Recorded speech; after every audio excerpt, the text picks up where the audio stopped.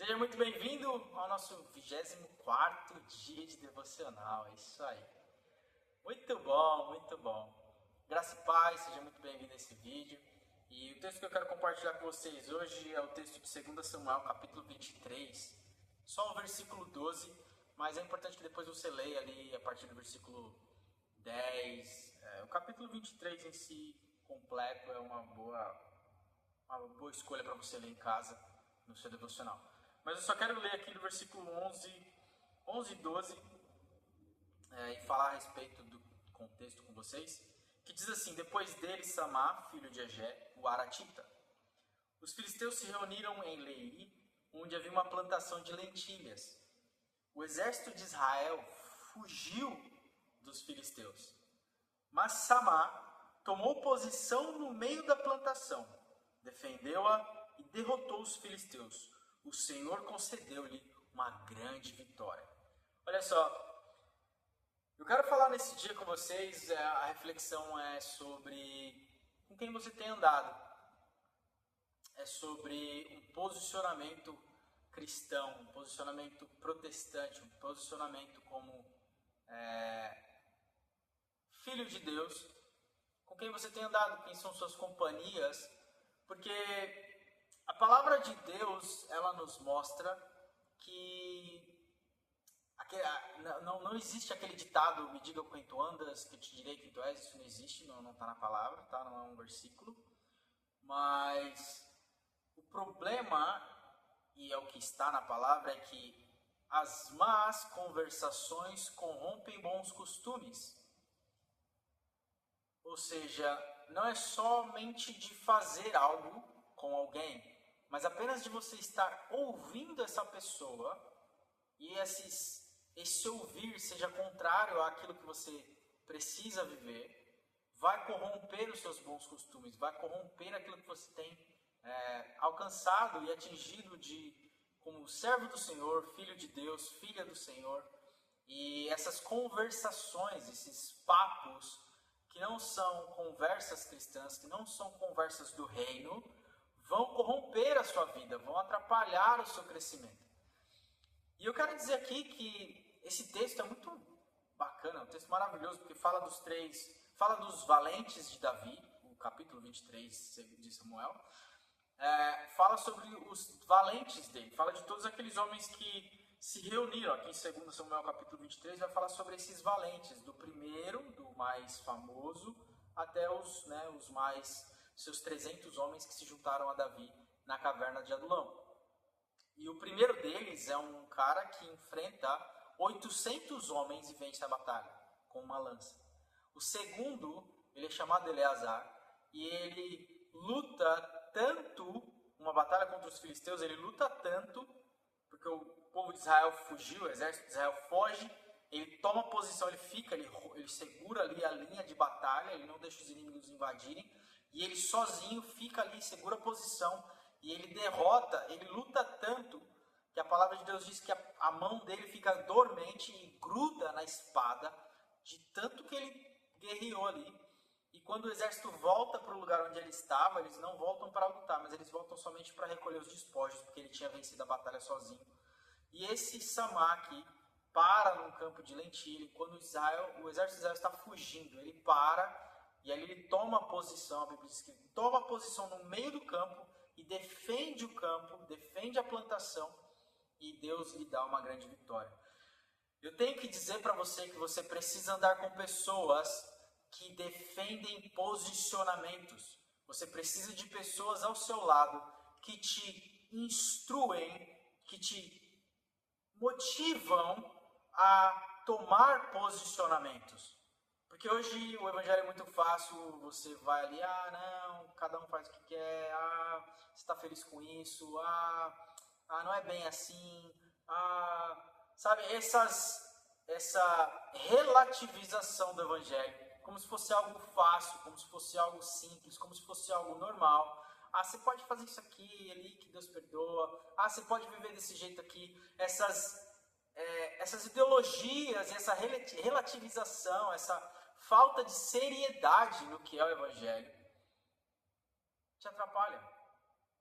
E pode eu posso dizer para você que pode atrasar sua vida em anos, que dirá, pois, fazer você perder coisas que são eternas. Então, tenha ao seu lado homens que impulsionam sua vida. Tenha ao seu lado mulheres que são guerreiras de fé, de oração.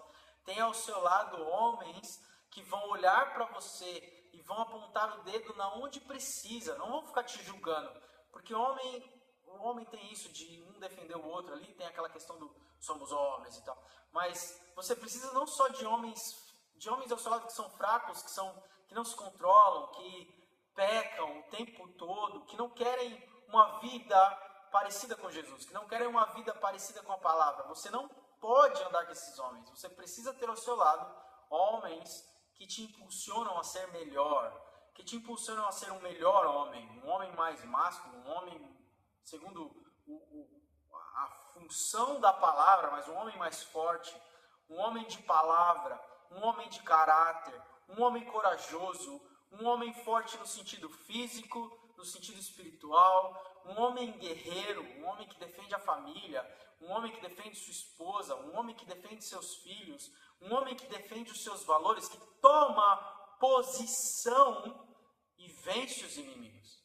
Como diz a palavra, a nossa guerra não é contra a carne nem contra a sangue, mas contra principados e potestades, hostes espirituais nas regiões celestiais.